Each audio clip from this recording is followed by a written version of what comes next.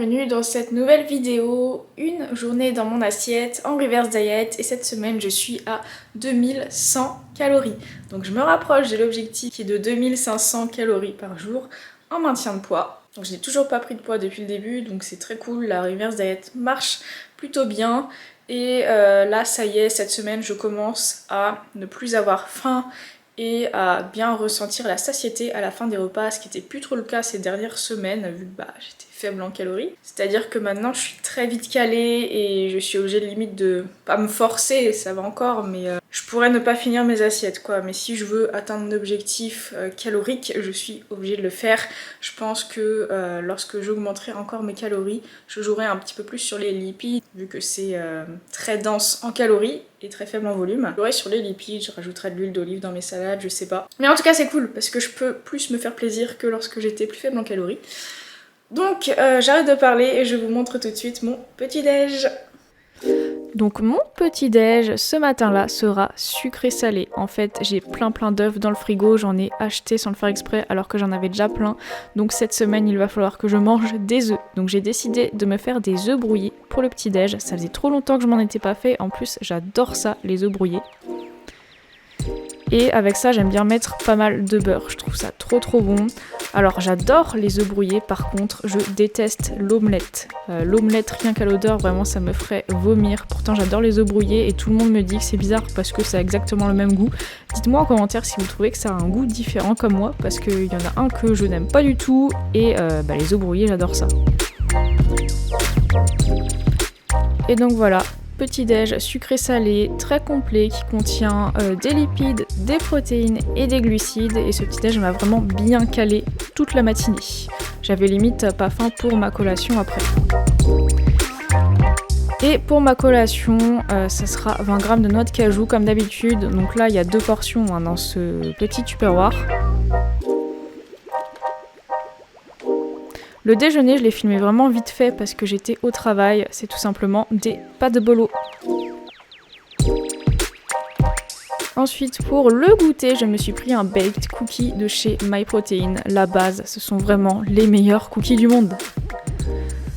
Ensuite, je suis allée à la salle pour faire les jambes. Alors, c'est un entraînement un petit peu plus hardcore que d'habitude. Il n'y a que des exercices polyarticulaires, alors que normalement, mes séances se composent de 3 exercices polyarticulaires avec 1 à 2 exercices d'isolation. Mais vous avez sûrement vu ces vidéos sur mon compte Instagram. Je voulais filmer les 5 meilleurs exercices polyarticulaires pour les fessiers. Du coup, j'en ai profité pour en faire une séance. Voilà, optimisation du temps. Mais du coup, ouais, c'était 5 exercices polyarticulaires. Donc à la fin, j'étais un petit peu épuisée.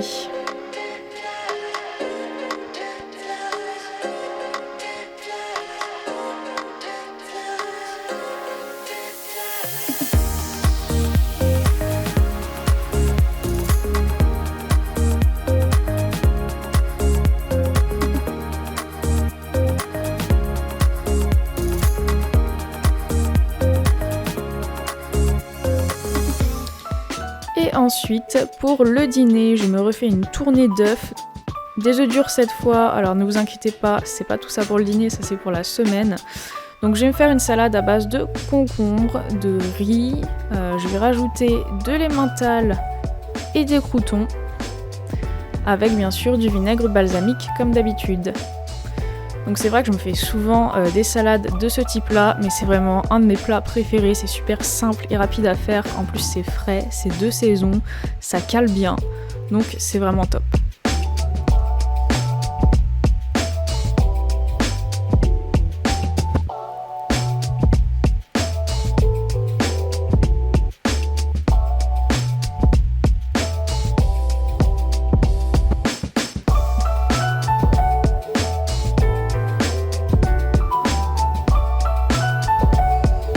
Et donc voilà, en général le soir je mange en regardant mon feed Instagram.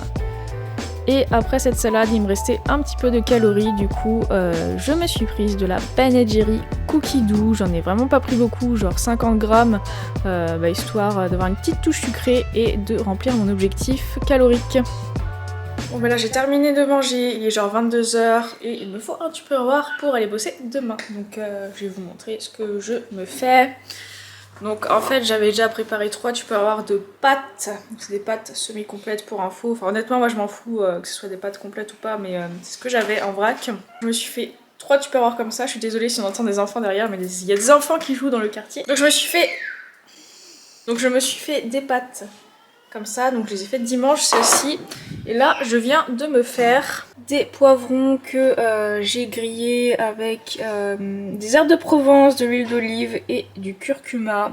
Alors je sais pas du tout si ça va ensemble, mais j'ai pris les épices que j'avais. Et vu que j'ai fait pas mal d'œufs, je vais me mettre 2 œufs dans le tupperware.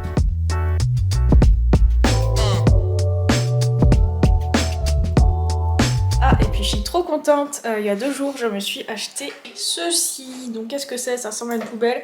C'est tout simplement une poubelle à compost. J'en avais marre de mettre tous mes déchets organiques, donc les pots de légumes, de fruits, les coquilles d'œufs, etc. J'en avais marre de mettre ça dans ma poubelle. En plus au bout de 3 jours la poubelle a beau ne pas être pleine du tout, ça pue la mort. Donc j'ai décidé de m'acheter ça, j'ai trouvé ça à Super U, 7 € je crois.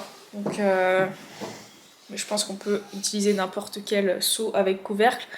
Là ça fait 2 jours qu'il y a des trucs dedans, ça ne sent pas, ça ne dégage pas d'odeur et je vis en appart donc forcément j'ai pas de jardin, pas de compost. Mais par contre pas loin de chez moi il y a un composteur municipal où en gros tout le monde peut venir déposer son compost et, ou alors récupérer du compost.